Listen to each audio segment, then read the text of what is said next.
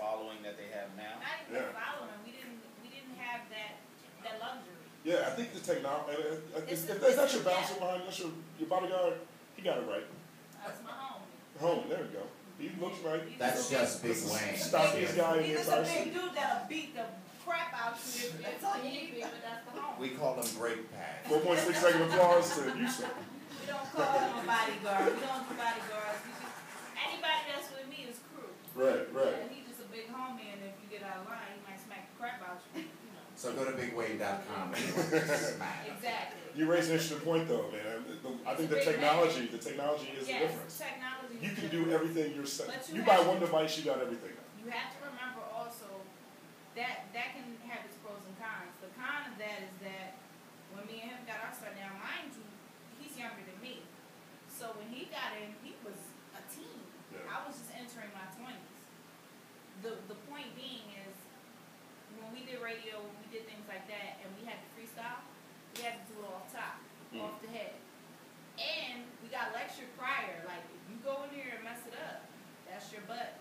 You'll be kicked off this label and don't ever come back. Yeah. So it's like, what? Well, the label was telling you this.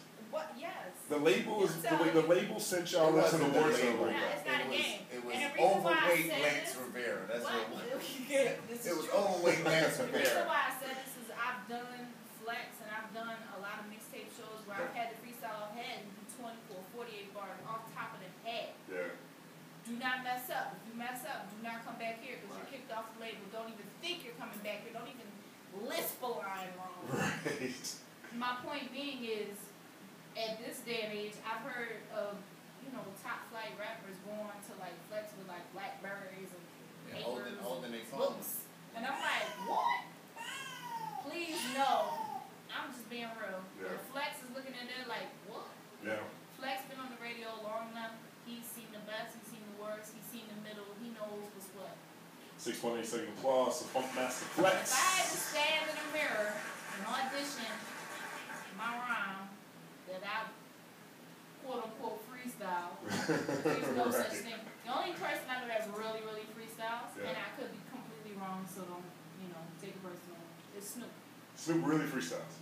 He's been doing it the entire time. Wow. Unless he's really just he's either a superb actor or the greatest freestyler I've ever seen in my life. I've seen you do it. Now you're just like rapping about stuff in the room, like right. I'm like, dude, really? Well, you were in the commission. You were slated to be in the commission with J and Big. True. Two cats who didn't write down lyrics in conventional setting. Were they freestyle? Were they freestyling then? Yeah. Now, real talk, I've seen them both do the same thing, and that's real talk. Word. I've seen them both. Nothing written down, Right. and Ja as well. Really? Yeah, Okay. actually Mano as well. Yeah.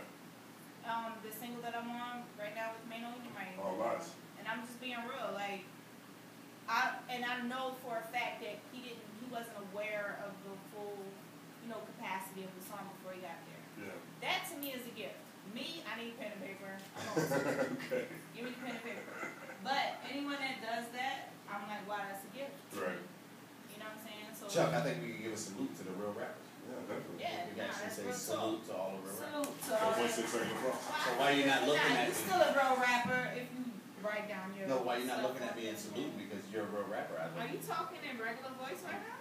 I'm Am so I getting sorry. Come on, man. What we have to do is Hannibal Lecter voice only. I thought we covered this. we have to make sure that we salute to real artists. Fly, real No, artists. but real talk, like, Yeah.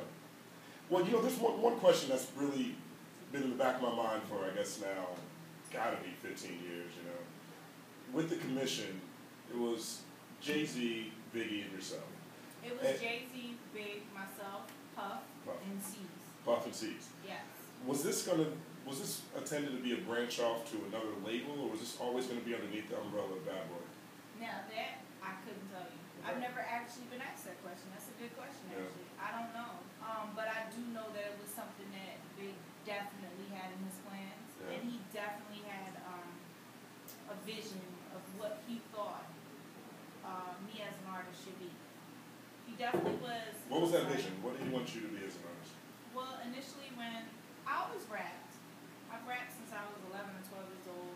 I think I've said this in prior interviews that, I worked in like a little store in a mall in Philly called the Gallery. Right.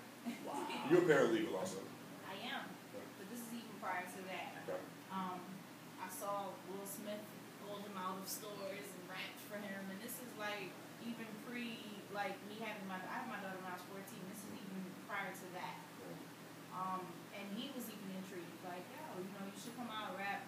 I couldn't even come outside after 7 o'clock, so Yeah. it wasn't even like I could pursue my career the way I really wanted to.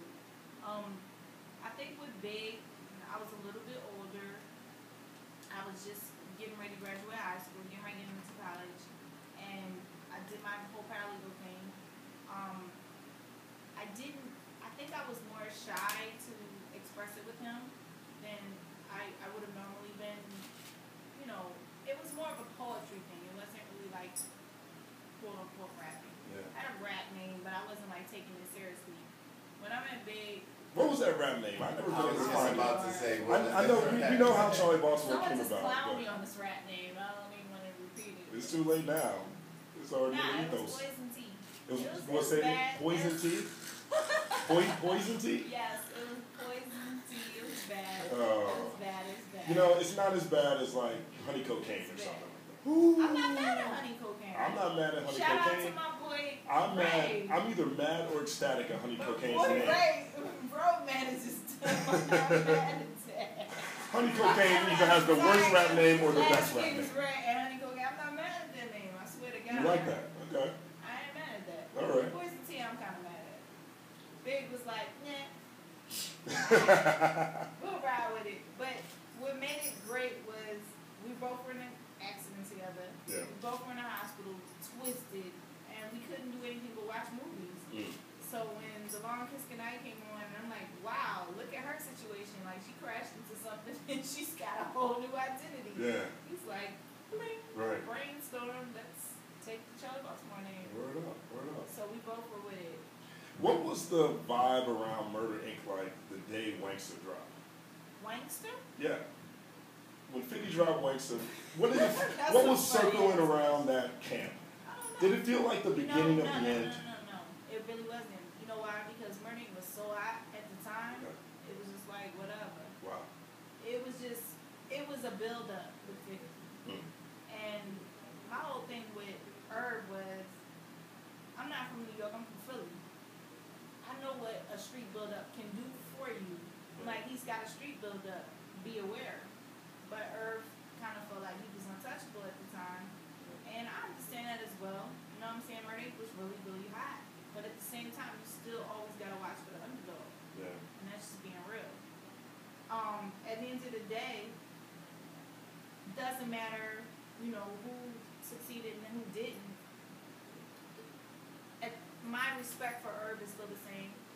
I still feel like at the end of the day, Herb brought a lot of talent into the Def Jam building. He brought G and Herb into the building, and he brought us into the building. So I don't waver as far as what I feel like my respect for his talent. As far as him handling business, that's a whole other subject. But talent-wise, I would never stray away from saying that Herb definitely knows talent. He sees it, spots it, and can, you know, guide it to home base. Right. I just feel like he got a little misguided when the whole 50 job thing came into play as far as the beef aspect of it. I don't think Herb was prepared for that. What do you think he should have done that maybe he didn't do? I think they should. Well, I know that Job definitely wanted to handle it, like on a record basis, not personally, but on a record basis, which is where it should have been handled because it was all record beef. Yeah. You know what I'm saying? Like, nobody was sending anyone to anyone's studio to do anything. It was all records. And Herb's approach of it was ignored. And my approach of it was, where I'm from in Philly, which is, I'm from a you know, probably nothing in Philly. Right.